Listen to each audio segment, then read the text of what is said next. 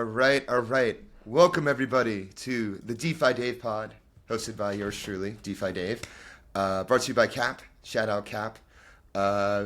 This time around, we have on the woman, the myth, the legend, Tori. Or I don't know. I'm so used to calling you Birb, but I feel like you're Tori now, so I'm going to say Tori. I don't know what you prefer. I don't have a preference. I think they're both equally my name. Yeah. So it's really funny. It's been interesting lately to not tell people who I am and then just be like, "Oh, I'm Tori," and they don't put it together. So it's kind of been fun. Yeah. But either one is totally fine. Going back to our conversation before, Birb, I'm just gonna call you. I'm just used to that. It's okay. It's okay. We were talking about cities and how cities are going through a metamorphosis. Can you go into that? Like, what are your thoughts about like what cities are going through, like LA, New York?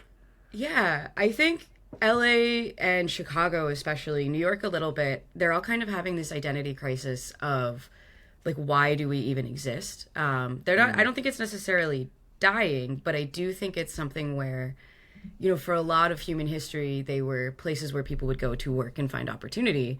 And now as all of that shifts online, there's kind of more of this like, well, what's the purpose of being around all of these other people? You know, you don't have to go into an office every day, so the way people commute is changing. And then that kind of changes the makeup of a neighborhood. Oh, absolutely. I was going to say, so on Monday, I had the pleasure of going to the freight mugging meetup in Gramercy, New York. It was with all these different people in the trucking industry. And one of the people I was talking to, he lived in New York in the 90s and 2000s, and he was saying, yeah, compared to New York then, New York is dead. Not like dead, but because like you were saying, people were going to the office, people were just out, they were shopping at stores, the streets were just packed. It sounded like what Canal Street is today, like, and you can't move. It was just like that all over Manhattan. And it's just not like that anymore, just because the dynamic of cities have changed so much. People are shopping inside, their lives are inside, their life has like gone online and digital. Yeah, I think it's been a large-scale societal shift. It used to be, in the early days of the internet at least, where you would live physically in a place, and that was your day-to-day, and that was where most of your life took place, was physically. And you would go online and do something digitally, and you know, you went online to look for something or search for something or find new like it was a discovery tool. Yeah. And then you took that back to whatever you were doing physically. And I think what has happened, and maybe this is post social media algorithm, is that people live digitally first.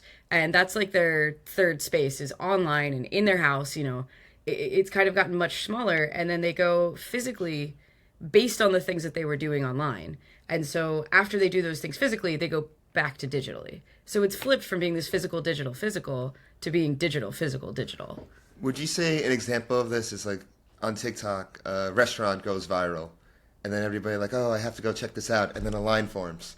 Yes. Yeah, that's it. It's reflexive, right? Like it's people are going on TikTok and going, where should I eat? And then finding the restaurant and then going to it and then going and posting about it. Where they're spending more of their time like posting and searching and finding than they are actually doing the thing physically. Yeah, it's funny. I was talking, I was telling you the story of my night last night and how I ran into my barista from Venice Beach randomly at a bar. And he was telling me one of the things he liked about New York compared to LA. In LA, everyone's posting for the moment. From his perspective, like it's a very post-first city. It's a very aesthetic first city.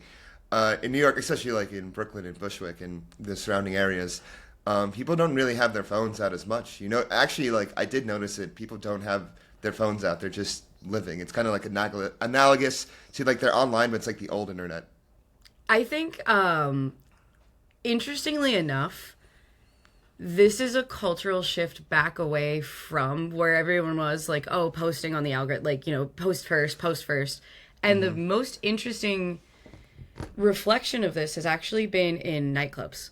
You know, I think rave culture, for example, has played a big part in this shift where everyone got to go to raves for a while, and it got to the point where people like just phones out all the time, and nobody wants to be in the background of that. Everyone wants to like be able to dance, be able to party, be able to express themselves freely to music without, fear of being recorded. And so there's always been nightclubs that have been like, no phones, no technology, no recording. Banning the panopticon. Banning the panopticon. But, the first time I think I realized that this shift was more than just like a trend for like hot nightclubs that wanted to feel fancy was actually a rave I went to in December in the Chocolate Factory where no one had a phone out the whole time. Like everyone respected the stickers on the phones, and it was the most wildly expressive fun. Like the crowd just enjoyed themselves so much more. People were whooping. It was hooting and hollering. Like there was just so much more room to play when people didn't feel like they were living in that surveillance state mode. Yeah, it's crazy. And I think it's a question I want to like get into. I have a whole list. We're seeing kind of this rejection of digital and return to analog. It seems like people yearn for old mediums, whether it's like taking, not having their phones out at a show, or I feel like zines have always existed in New York, but I've been going to way more zine events. Like I went to like 3 zine events in like a span of a week, yours included. I guess how do you see this trend evolving? And what are your thoughts on like the return to analog? I think that on one level you're right, and we are seeing, return to analog. But on the other hand, I think we're seeing this return to analog being aided by AI, right? Okay. From the perspective of, you see people all the time learning how to use Claude Code so that they can go make like a receipt printer, or look at this little project I put together and it used Claude Code, but I did something physically with it. So I think they're seeing more and more like partnership with machinery to make something that's maybe not physical or digital or analog or not, but kind of living in the in-between space of all of these things. Really? What else have you seen that using AI to create physical things? So, small example of this is actually the event I put together. Yes. I used Claude a lot for that. Okay. We'll go back to that though. Other examples of things I've seen lately are, there was a project that they're very inspired by the Claude that kept a tomato alive for 100 days, and now what these guys are doing is trying to run a crawfish farm in Texas using like a AI boss to tell them all what to do, and seeing if like can AI really run a business. They had to figure out like the legality structure of like, does the AI own the business, or who owns the crawfish, like what are the costs of goods here, which is a really silly experiment to me, but I love seeing that kind of thing, right? It is using things that exist analog and that exist outside of where computers can get them, but being aided by computers to think laterally in totally different ways, I think, is where this is going. I also think you see this with things like everyone learning how to do Touch Designer right now, where they're, spending time like learning how to kind of map and do project mapping and VR mapping and AR mapping. And an example I saw of this kind of translating back to physically is a guy I know is building like a robot arm, and he's using Touch Designer, and he's built this whole thing out so he can do like one of these motions and the robot arm will right back at him. So I think we're just seeing some of the really cool little experiments. Experiments. Yeah. And I think some of those are going to catch on, and hopefully, if everything goes the way I think it will, I think we're going to have a period of time where it kind of feels like old internet IRL, where everything is new and fresh and fun, and everyone's doing weird little things that don't necessarily, I don't want to say matter, because they do matter, but they're not like for some grand scale importance. They're not for work. They're for play. They're for the love of the game. They're for the love of the game. I think we're going to see more and more love of the game. Yeah, hell yeah. Speaking of love of the game, you had your zine event a few weeks ago. It was beautifully curated. Kudos. It was part art show, part interactive audience experience. Can you go into your thinking behind it, and what do you think is going to come out in the first issue? Yeah. I will explain the whole thing, because most people that I think are listening to this weren't there. Yeah. So we're kind of referencing it because you were there and you were a wonderful guest, and thank you. So for background, a couple of weeks ago, I said to myself, I've been working really hard. I've been mono-focused. I've been really obsessively trying to figure some things out. I need to do something that has absolutely no stakes in it. I need to play. I need to do something with zero importance, just doing it like love of the game. I needed some whimsy, I needed some silliness, I needed something without some stake in it. So I said it has to be something I'm bad at, right? Like I can't go do something I'm really good at, otherwise I'm going to try and turn it into this perfectionism thing. So it has to be something where I am a beginner. And so I thought about it, and I went and I bought a bunch of magazines and some books I have, and I put them all together, and I said, I'm going to collage. I've never collaged in my life. That's a thing girls do. I think I can try that, and I'll see what comes out. And I took apart all of these crazy books, all of these magazines. And when I say magazines, I'm not talking like pop culture. It was astronomy, it was physics, it was a Nat Geo, it was a Business Week, it was a Bloomberg. Like there was a whole bunch of like topics that personally interest me. And I figured that this would be how they would be reflected back out into the world. And so I took them all, and I spent quite a bit of time. I put on some, I took a lot of edibles, and I got very, very stoned because that lowered the stakes even more. And I put on 150 BPM, like hard techno. And I said, okay, I'm just going to create. And I'm jokingly saying that like the spirit of something spoke through me, but the spirit of something did kind of come through in these. They're very powerful when you look at them. And so I got done, and I looked at it all, and I went, what is it that I actually made here? Like, what? This is something. What is this? Because it looks really crazy. And the way I've kind of been describing the art to anyone that hasn't seen it is like, well, what if Ted Kaczynski had Pinterest? Which It's a wild statement. But it's also pretty accurate. They're very schizophrenic and very crazy looking. And I like the Florida woman one. The Florida woman one is one of my favorites, actually. But so I looked at them all, and I realized I had been asking people for submissions to my zine for a while. And I'd been doing this in this very kind of abstract way where people were like, well, what should I write? And I was like, write about whatever you want. Like, I just want to know about it. And that's not like useful when people want like guidelines. So I was looking at all of these images, and I went, these are prompts. These are instances of things that you could find in a possible soup zine somewhere. Maybe not this universe, but in a possible universe, you open the magazine and these are what you would feel. So I made a guide for everybody, which is funny because it means that I made a zine about making a zine in order to make a zine. It's very meta. It's very recursive. It's very annoying. It's very doing it the hard way. But so when you walked into the room, what I ended up doing was going, okay, these are all prompts for humans, right? Like they're images that when you look at, they're input that goes into your brain, and hopefully there's some inference and some thinking that happens and output happens. So that's a prompt. But it's for a human and not for an AI. And so my goal was to get submissions to the zine that were prompted by that work. And it's funny because that happened, but not quite in the way that I thought it was going to happen. In the sense that I made these little booklets, and because some of them had like some really serious reference and imagery in them that you wouldn't have possibly known unless you already knew, and the only person that could have already known was me. So for example, there's 4 different images where I use the same really psychedelic looking images because I cut them out of a Nat Geo, but what they actually are is like above ground footage from like a drone flying over these frozen swamps in Russia, which is like a super cool little background piece of info. But if you didn't know it, you would just be like, "This, look at this wiggly art." So I made these little reference booklets, and I put a little bit of an explainer inside of it. And I didn't fully explain everything because I really think there's a lot of space between like where an artist, I guess, makes something and how it's received that like you can't control for. So I only legibilized like a tiny bit. And then I left a space for notes and just said, does anything in here inspire you? Does it evoke something? And my intention was for people to take that booklet home with them.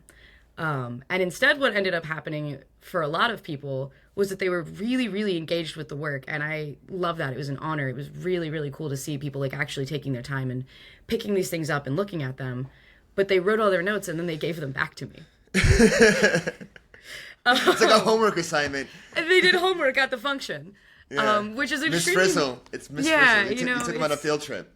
I did take people on a field trip. It's an extremely, like, me thing to have done, is be like, come to my art show, there is homework.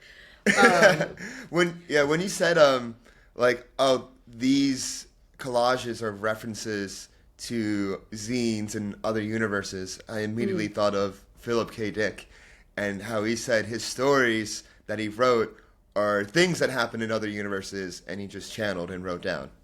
That's exactly how I feel about a lot of what I do, especially when it comes to soup, where I'm like, there's something that exists between like my pattern recognition in my brain and like my unconscious thoughts and the thinking I've done about all of this, where a lot of these things coalesce without me having actively thought about how too hard. It really does feel like a flow state where I'm channeling from somewhere else. And it was really fun to do this in the way where everybody else got to be a part of it, because I really think that art show was really an invitation to step directly inside my brain.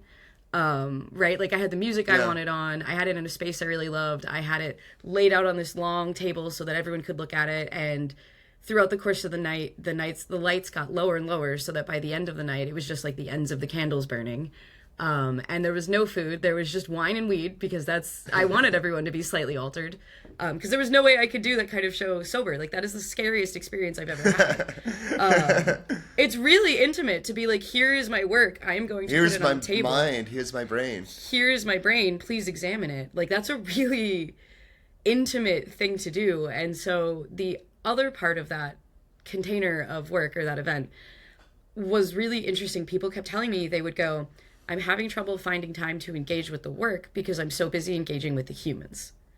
And I thought this was hilarious, because that is the condition of being me, right? Like, yeah, you didn't want to engage with the work because you were too busy engaging with the work.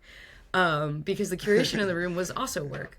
So it was a really lovely crowd. It was. But it was also the hardest and easiest filtering I've ever done to curate a crowd, because the entire through line in that room, and it was a very eclectic mix. I think most people in that room did not know each other. And the entire through line was really something like, are you a person that I know that will appreciate art beyond a level of just like picking it up and going, neat. That's it. That's all I like filtered for. And then had to figure out like the dynamics of who should be there and why and when.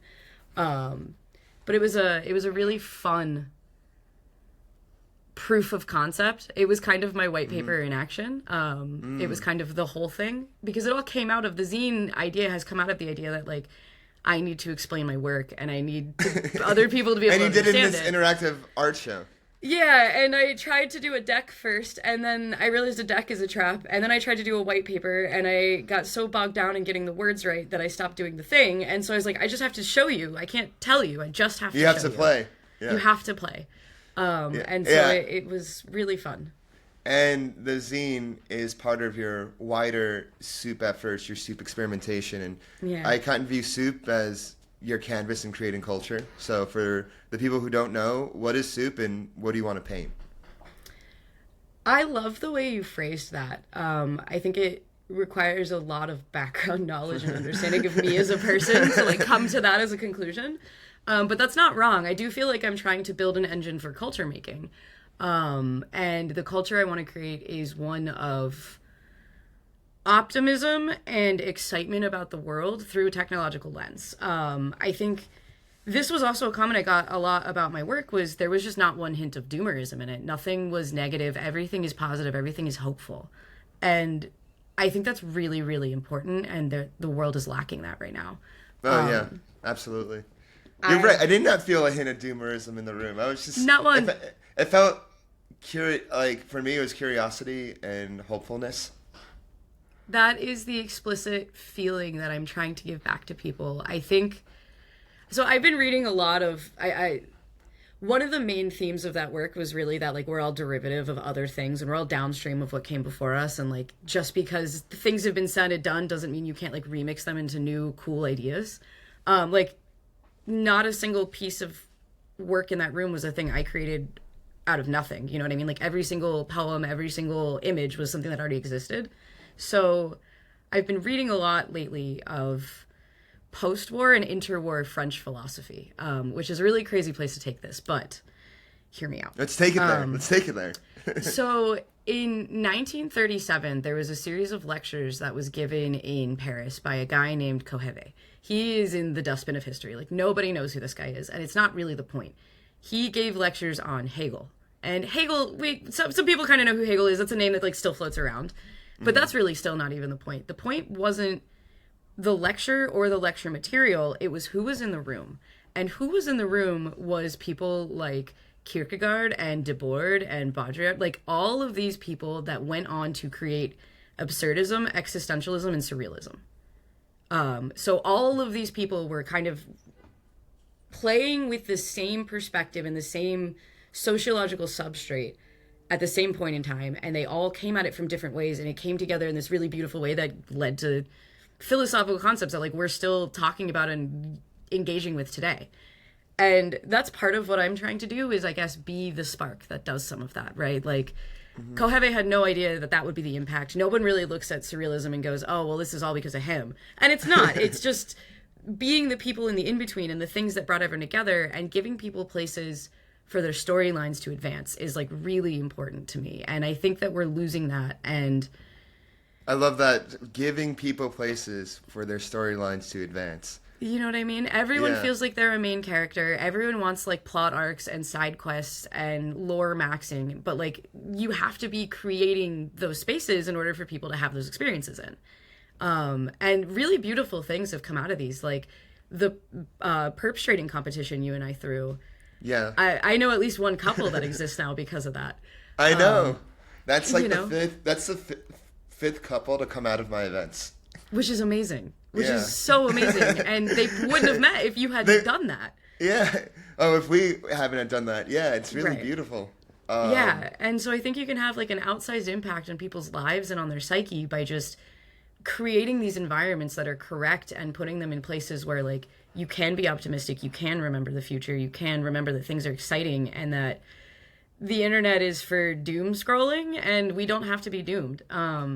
And I think this goes back to the beginning of our conversation about cities and how a lot of cities are dying because they're losing these places for these plot arcs to advance because everyone's just I mean, yeah, people are in their loops, but now they're in their loops and in their scrolls. And so there's not a lot of chance for novelty in the same way like in New York, especially New York, because New York is the city of serendipity. It really is. And I think maybe that's another way of looking at what I'm doing is that I'm trying to maximize surface area for serendipity to happen. There's a whole technological bent to this, right? Of like, there's a lot of things I think you can measure and observe about a room, and you don't necessarily have to use things like cameras and microphones to get there, but like you can start quantifying like, well, what makes a good party? What makes a bad party? What makes a good event? Like, why are people in this room? How long did they stay? And there's all these questions around like quantifying the vibe that I'm trying to answer and kind of turn into a framework so that we can do these much more at scale. Because I really think it's important, and it's part of the culture is giving people something to talk about. Part of the spectacle is creating the spectacle. So I've had a lot of fun lately kind of calling it spectacle creation, but I think there's all of these kind of fallouts of old scenes that are looking for new scenes and people that haven't quite found a place yet. And if we just put them all together and let it bloom, it's going to turn into something hopefully way bigger and more powerful than anything any of us could accomplish on our own. Yeah, absolutely. And he talks about quantifying these events and quantifying these spaces.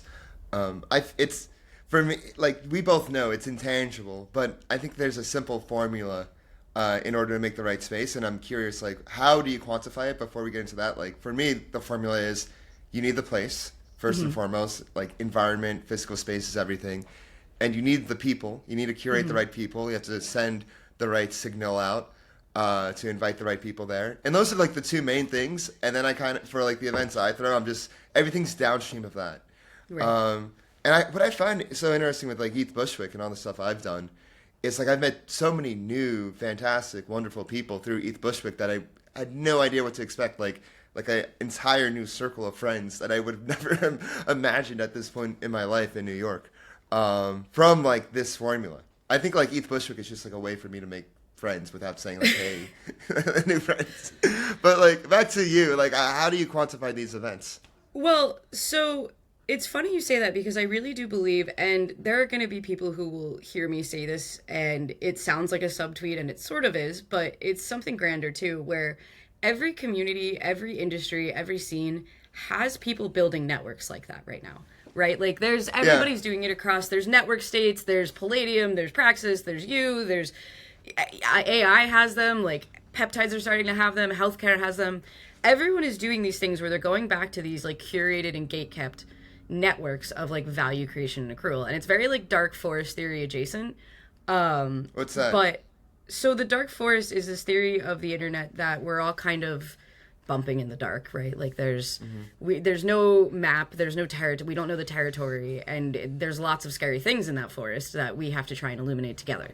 I'm probably getting that wrong, and people will come for me on that too, but that's fine.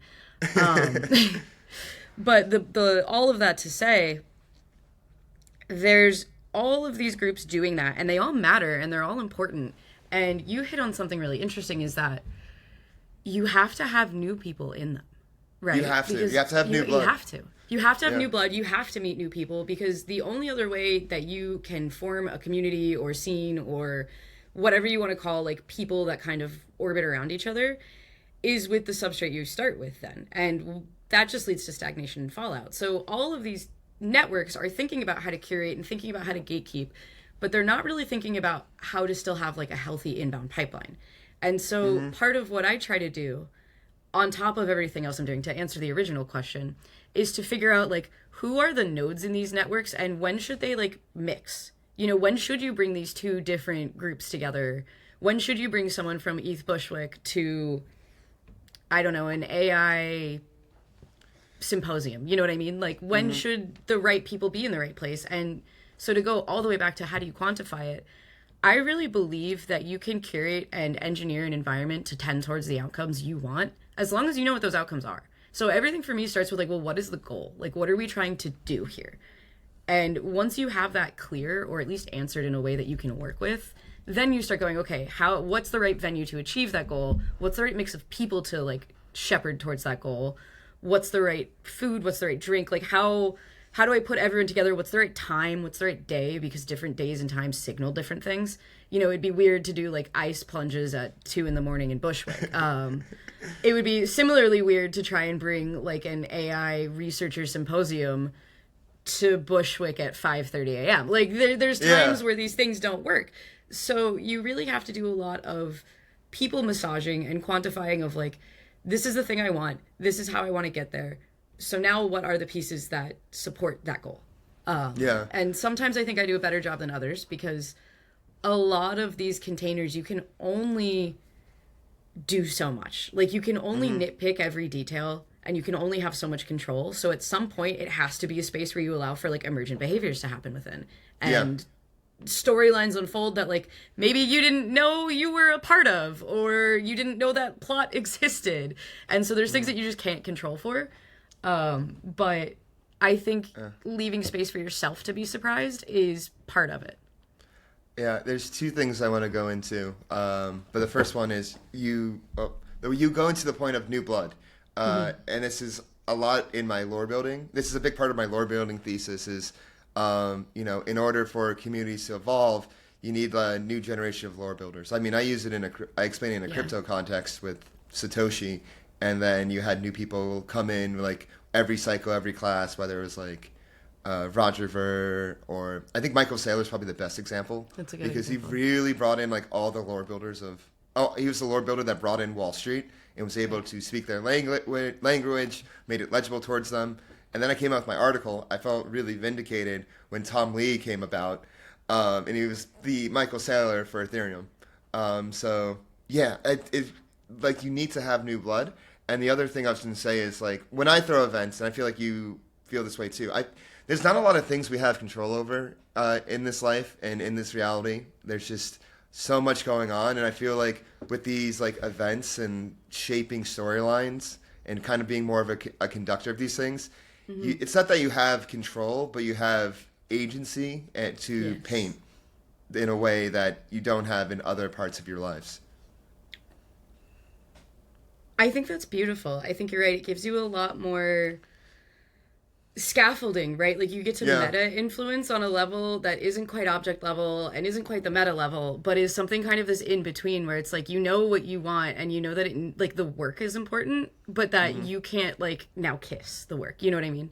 Yeah. Like people have to come into these things on their own. And so I think my events, a little more than yours, bring together people that clash. It's accidental. 90% of the time it is accidental, and I just didn't realize that, like, oh, these two people should never be in the same room. The other 10% of the time is usually I have misunderstood how deep their clashing goes. Those are my two failure modes is, oh, I didn't know they had a problem, and oh, I didn't know it was that bad. both of those, I think, but are hey, that failings. advances the plot in a way. It advances the plot an awful lot. It really does lead to fully fleshed out stories. And this is to your first point. I think that if you look across societies and civilizations, what you generally see is this thing where elders are people that were there first, and then they're the ones that are kind of the keepers of the reasons. Because you start getting these things that are like established rules, and this is the way things are done, and this is our tradition, and here's why. And as they kind of transition from people who were doing to people that are now like informing and advising, they're supposed to stay around and tell you like, this is why things are the way they are. This is the reason behind why we do it this way, and not just pass on like, we just do it this way. And I think that's become a failure mode in crypto, that enough people that were making their bags in 2017 are no longer here. They just, they made their bag, they did their little bit, and they were probably around until 2021, and now they're gone. And so there's all of these things that are starting to fall apart around the edges, where everyone's like, well, why do we do conferences this way? Why do we do events this way? Why is DeFi marketed like this? Like, why do we talk about liquidity the way we do? And a lot of that is kind of just lost. And so now I think that's part of why we've gotten such a gambling bent lately. Wait, can you go into this a bit more? This is this knowledge transfer that just is not happening because people, like, in a way, there's too much turnover. There's too much churn. This is the flip side of having new people, is having too many new people that don't understand and don't connect with the ideology. So with knowledge transfer, for example,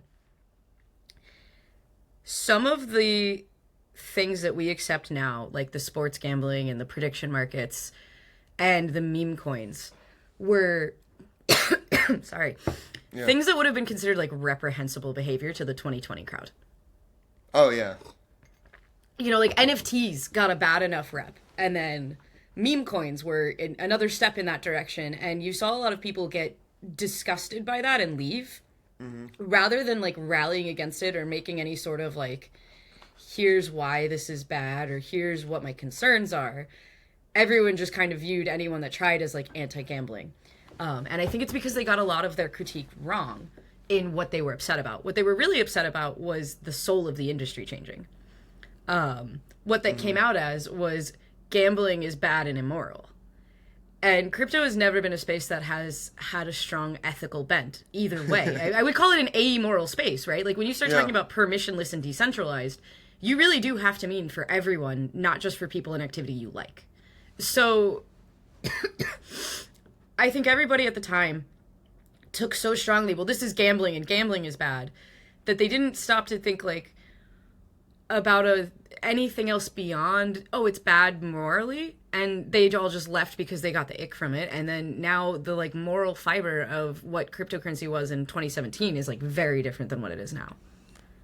I can't even begin to explain how different it is now, especially with the topics talked about. Like back in 2017, when I first got in, the big thing was the Bitcoin fork. And the battle over, big blockers. Block space, Block space. That would never happen. That would never... I think if you ask someone that trades on Pump Fun and, on Polymarket what their opinions are on block space, they probably don't have one. No. You know what I mean? Yeah. And there are other things that I remember, and this is kind of a spicy take, I guess, but there are lots of times where well-meaning people have said things like, hey, some of these are going to be problems. And people have leaned on the idea of like, oh, well, you just don't understand it because you're not technical. Like, that's not real. That's not a problem. And I don't think that helped anything. Oh, no. As non-technical people. As non-technical person, I remember in 2021, everyone was all about the roll-up concentric roadmap and let 1,000 L2s bloom. And I remember at the time being like, guys, there's a limited amount of liquidity in the whole system. And if you give it more places to go, you're going to end up with liquidity fragmentation. And everyone was like, no, there's enough demand. That's not real. I remember like technical people being like, that's not a real concern because we've figured this out technically. And me being like, you've figured out liquidity technically? And everyone's like, well, we'll share across protocols and blah, blah, blah, and CCTP and all this. And I was like, that's not really answering what I'm saying, though. You're fragmenting the attention, and that leads to convexity in, like, a way where as everybody goes and does their little thing, like, each individual protocol gets less money. It doesn't matter if you can share them. And I got blown off on that for years. And now it turns out you were right. Correct, And this one's spicier, but I have had questions about bridges for a very, very long time that everyone just in the end defaults to, oh, well, it's a technical thing in the code and since you're not technical, don't worry about it. And I'm like, so I just have to trust you that technically speaking, this is valid and works this way. And they're like, yes. And now we're seeing a lot of bridge hacks and a lot of things that are actually quite unstable, where I'm like, okay, so it turns out I had legitimate concerns. I just didn't voice them in the right way. And I think that's maybe the story of crypto, is that I had legitimate concerns and they didn't get voiced in the right way. What do you mean voiced in the right way? Like if you said it differently, if you said it quote unquote more technical? I think so. I think there was, at least at that point in time, a lot of people that used technical ability as a shortcut to determine how much someone understood. It's kind of like the technical people are the priestly class, and if you aren't technical, then your opinion is put to the side. Even though you may have valid concerns, it's just people that are technical are put on a pedestal. It's like, oh, like, yeah. Like, you just don't understand the blah, blah, blah behind the shafts, 250s. And I'm like, okay, I don't think that's what is going on here, but sure. So I think there was this big resentment for a long time against people that were non-technical by the technical folk. And then as those people kind of got more and more disillusioned with the space, all that was really left was the non-technical folk who had no understanding or real reasoning beyond trust us, bro.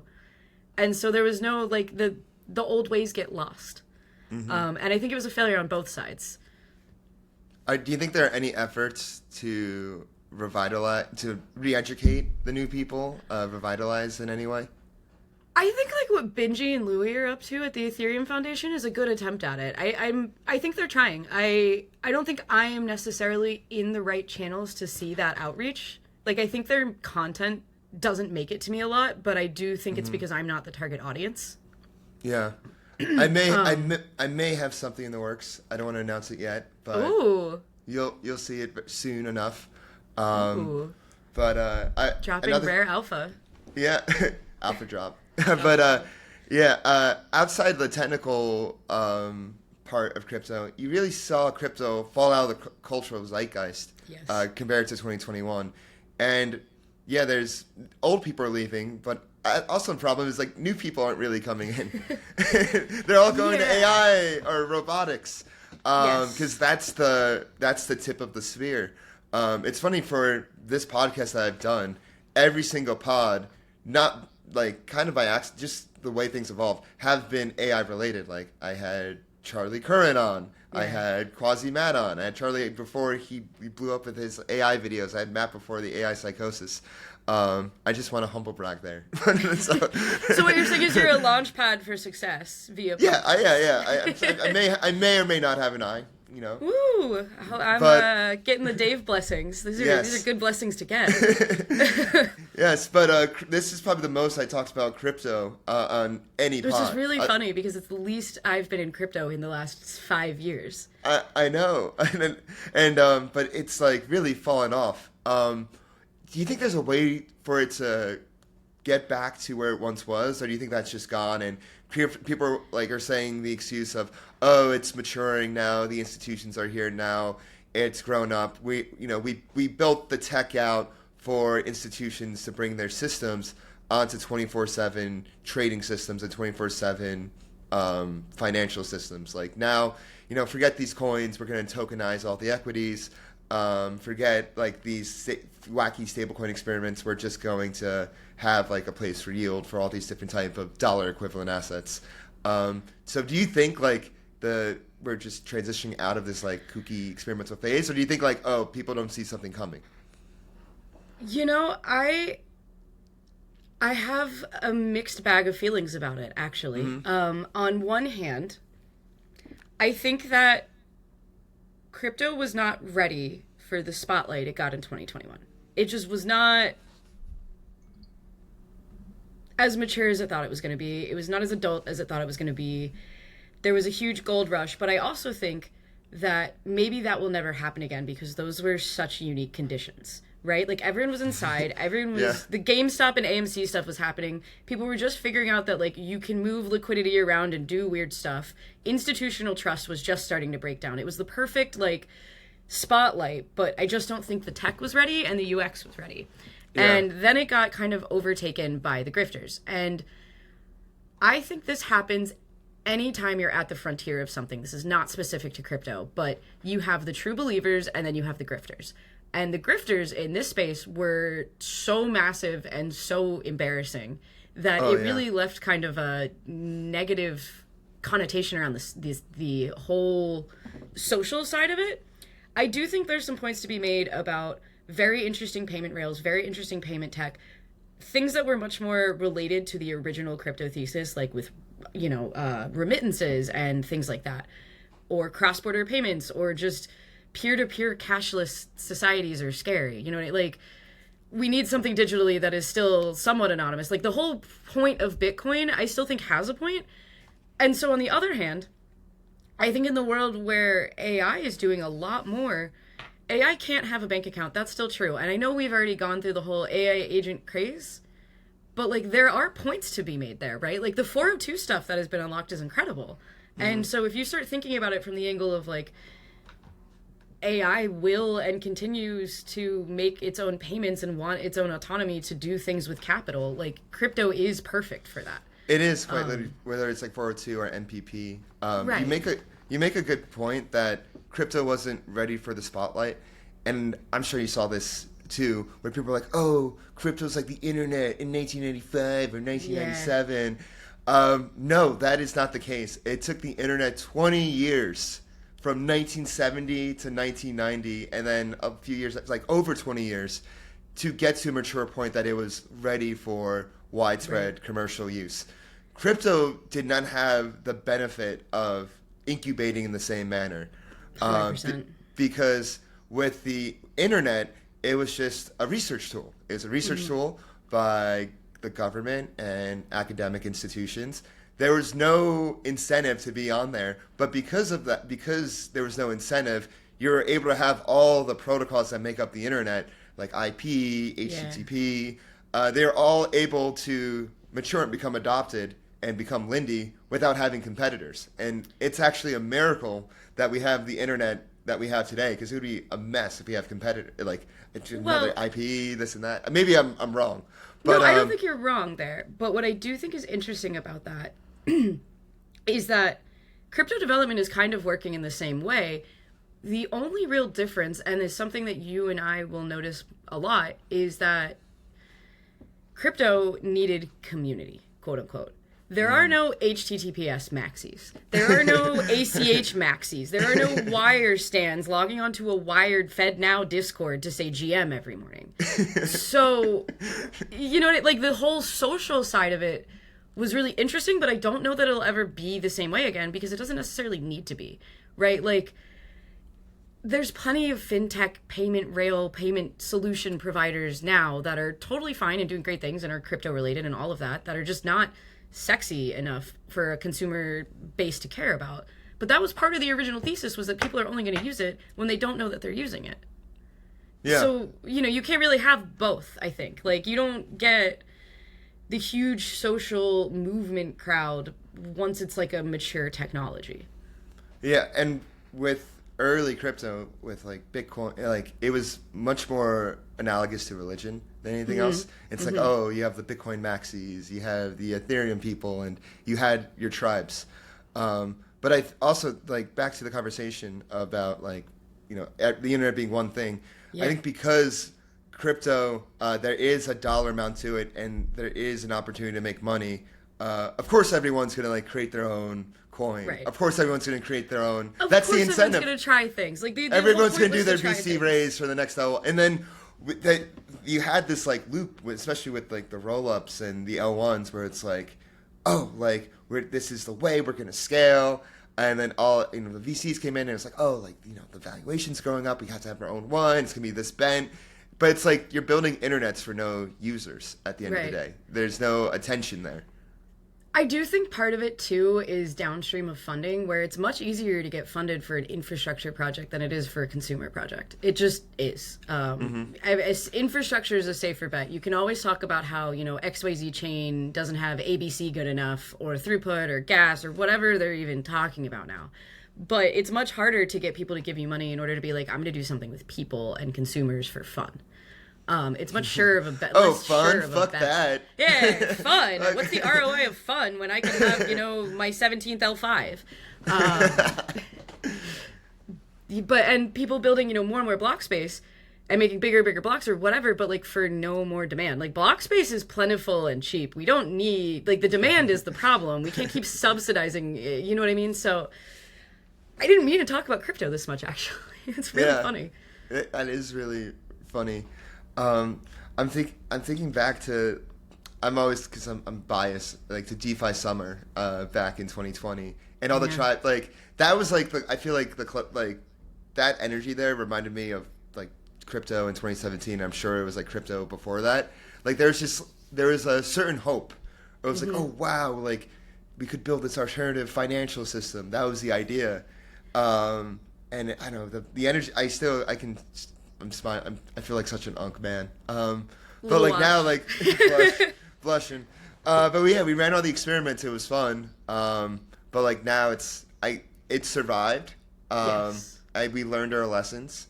And now like the institutions are. I see it like firsthand with my work at Yeah, Cavs. of course. So it's like really interesting seeing these institutions come in, and they're kind of like in the same way, hopeful, but in like a much more mature, like, but not Reserved like, oh wow, way. not in like not in a revolutionary way, more in a reformed kind of manner. It's like, oh, like we can get better rates because of the way this mechanism works and all that. But yeah. I do think that feeling you're talking about, we see it a lot right now in AI and in like health stuff, like biotech, is that kind of optimism of like, maybe we really can change the future. Maybe things can be incredible and different. I think especially in AI right now, you're starting to see the valuations do a lot that felt like a crypto thing. Like there's a lot of parallels happening that... Oh, 100%. All the bottleneck stocks, they're just like going insane. That and the labs and the different kind of like thought leadership coming out of them and the different ways they're positioning themselves. And it's funny because it's really, and this is not to get on Anthropic's bad side, but like they are the same EAs as FTX was. They are. So, like there's parallels and lineage, and I think it's really interesting. But in both of those spaces, you're seeing the same thing that we saw in crypto of like, once there is opportunity, you get the diehards and then you get the grifters. And there's plenty to be grifted in both the spaces of healthcare and in AI. And so I'm really curious to watch how the next couple of years play out in this battle between like hyper financialization and decentralization eating everything and everything getting disintermediated, and who will come out the victor and what falls. Yeah, so the first pod I ever did for the DeFi Day pod, I had on David Morse, who wrote the book about SBF in the history of EA. And EA is a fascinating philosophy because it's basically a philosophy that justifies of let me make as much money as possible. It gives like nerds and autists a way to justify like to go out in the world and be like, I need to make as much money so I can do the most good and I can quantify it. And I can, save the most people, which I think is noble. It's a noble pursuit, yeah. Well intentioned. But perhaps not well executed. Well, but it has its blind spots, and the blind spots can be really funny. Like what? Like one is in South America, they wanted to lessen the consumption of beef, and there was just no. I'm gonna get it wrong, but there was just like no way they were gonna do that in South America, just because it's not happening. Yeah, it's just not because they don't have the privilege in the same way in like the developed world to just like forego beef in the same way. David can probably answer it better, but they're just blind spots, and sometimes the blind spots are just accidentally racist. That or the shrimp welfare thing, which no one really talks about anymore. But what's the shrimp welfare? The shrimp welfare was this like thought experiment that I'm also gonna get wrong. About let's keep spreading misinformation on the internet. You know what? It's fine. I love to log on and be wrong. If I'm remembering this correctly, it's some sort of thought experiment about like the life of a shrimp and like the thing you can do to like improve the quality of life for something is like ethical shrimp farming. Yeah. And like there's this whole bent they had about like saving the lives of 1,000 shrimp is like better than the life of a human or something. I honestly think the biggest problem with the way they position a lot of this is that I can never tell when they're being sarcastic about their own beliefs or not. Because like now that I'm saying this out loud, like maybe I just misunderstood the whole thing. Yeah. But I don't know. I don't know. But and you talk about healthcare and biohacking. And I find peptides to be much more similar to crypto than AI. Yes. It's just self-sovereignty, but instead of at a financial level, it's at a biological level. And you were early to peptides. I remember when I first moved back to New York, we went out to dinner, and you were like, guys, like, I have to tell you about these peptides. They're amazing. Listen, I'm on this, and I'm like, I was happy for you. And I was like, whoa, this is cool. It's like, for me, like when it comes to healthcare, I like prefer to do things naturally, but I'm like a huge supporter. I'm a peptide ally. I'm a big ally. I think I appreciate the alliances more than I appreciate the like being just blindly pro peptide, right? Like yeah, because I learned a lot at the peptide rave that you threw. I'm glad. Yeah, but yeah, you know that was the whole point of that. Yeah, was to teach people.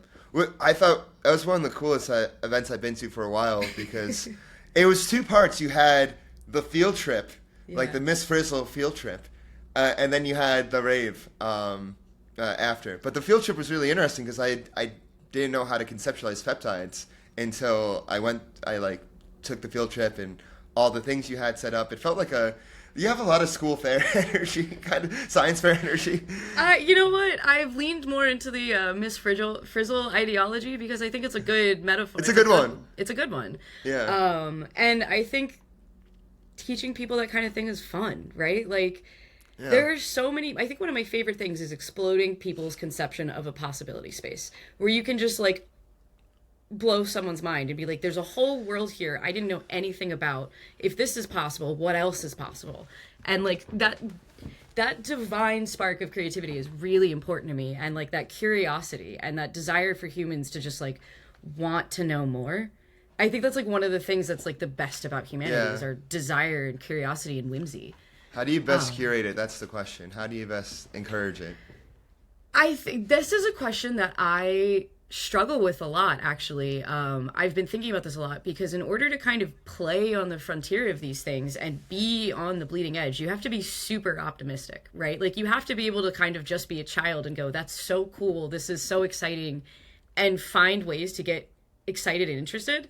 But you also have to hold this like epistemic humility at the same time of like, I'm probably wrong. I'm huge chance that this is not as exciting as I think it is, or whatever the like cynical bear case is on most things. But you have to be able to hold that aside and go, okay, there's a good chance I'm wrong, maybe, but like if I'm not, what's the upside versus what's the downside of getting it wrong? And so I really try to like walk the fine line of, I'm not recommending things, I'm just showing people stuff. I really feel much more like the human equivalent of Stumble Upon, where it's like you click and you're just gonna get something new. And that doesn't necessarily mean that like I've vouched for it and vetted everything about it and that it's like, no, it just totally appeared. Fine. It's just there, and it's yours to engage with. And Stumble Upon was so much fun. I feel like the internet that we knew and loved died when Stumble Upon died. Yeah. What's your best Stumble Upon poll, or like what Stumble Upon poll do you remember? Ooh, I used to spend hours on Stumble Upon like every day. So I'm not sure I can answer that, but what I can tell you about is that Stumble Upon inspired me to make a little project that I'm probably going to release in the next few weeks, and it's called Prompt Space. And what Prompt Space is essentially, I used kind of the shape of the things that you would discover on Stumble Upon, and I turned all of those into like a library of prompts, and they're all served to you MySpace style. So every prompt is a MySpace profile with like related prompts as its top 8. So where there's like a blog is where you get like what the actual AI prompt is of like, you're a guy who categorizes phone booths on the West Coast. Like, what's the rarest one you have? And then the about me is like answering it. And then it builds a whole profile for the idea. So it's kind of like a Loom where it's just auto-generating like worlds, but in the form of like old MySpace. And the way you get to every single new one is you just click stumbled a new prompt. And it just totally gives you a new one. And there's like 400 or 500 as the seed. For this, the name I thought of was Prompto-Upon. Prompto-Upon is fun. Yeah. Another thing I was going to ask you, you've thrown a lot of events throughout the years. What is the most absurd thing you had to deal with at an event you threw? I think I need you to clarify more. Like, what is like the funniest thing? Like something that's like something that like you really remember that really like strung an emotion. Ooh, I think every single thing I've done has brought out a very different emotion in me. Okay. As far as ridiculous goes, I think maybe that's a subject for another time. There's a whole line of stories that have to deal with me working my own door at my own parties. That's like a bit of yours. It's like it's kind of a bit of mine. Please bribe me at the door. I love doing that. It's a great bit. It's a great bit, and it's very much so, like, explicitly, it's really good at FOMO building, because I'm like, you're gonna have to bribe me to get in, there will be a line, show me your bribes, you know, what's the best thing you can offer me? It's kind of a little bit of cult creation, and I really do, like, at the funeral, when people brought me presents, I pulled them out of line and would walk them to the front of the line and would go, they're skipping in front of all of you because they brought me an offering. That's the way to get to the front of the line. So it's kind of explicit, so no one can be like, oh, you bribed your way in. It's like, yeah, everyone did.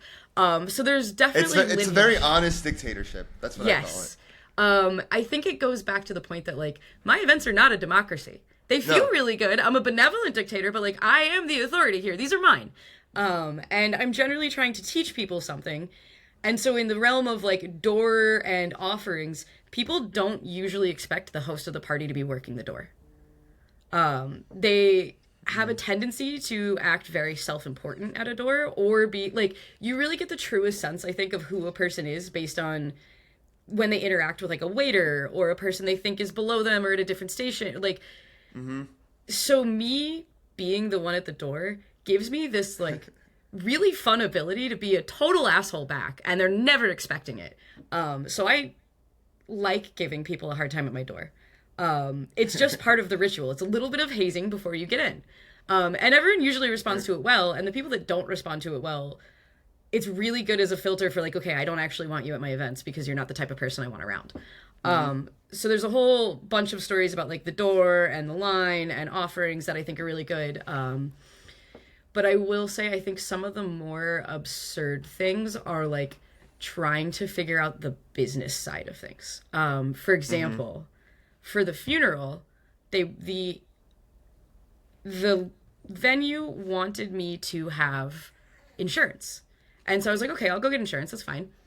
And I'm trying to buy insurance, and this place offers like 800 different types of insurance, but they don't offer funeral insurance. They had like birthday party and haunted house, but they also had all of these things that were like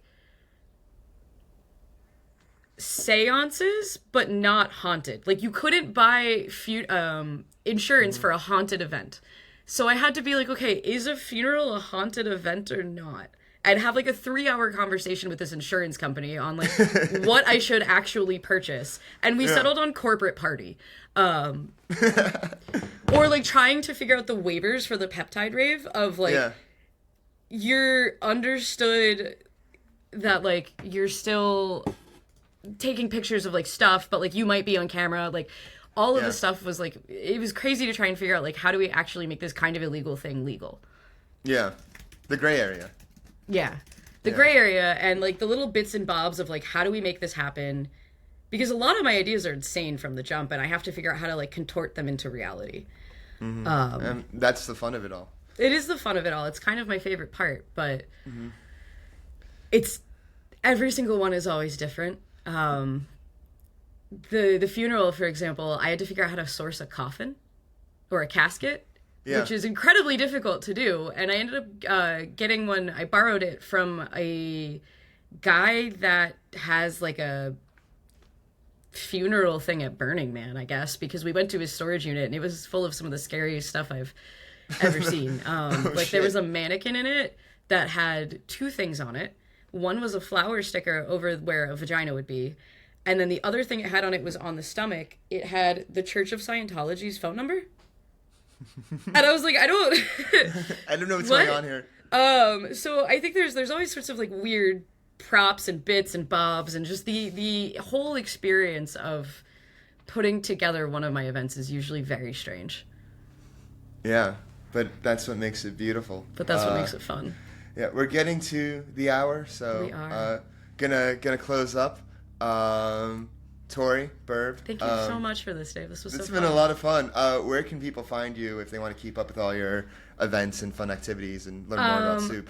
Yeah, if you want to learn more about Soup, you can go to trysoup.xyz, or there is at Secret Soup Co. on Twitter.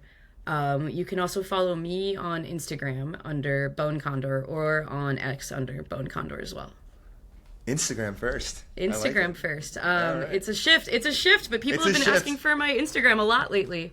So I'm having to relearn how to use it. But yeah. And with that note, you can find me at DeFi Dave on X, Twitter. And make sure you like, subscribe, reply, share. This is probably one of my favorite interviews I've done. This is like a very natural interview. This is so fun. I hope you and everyone listening enjoyed it, and I hope to see you soon. Thanks, Tori. Thank you so much, Dave. This was a blast, and I'm looking forward to what you're doing next. Thank you. All right. I'll see you later. See ya.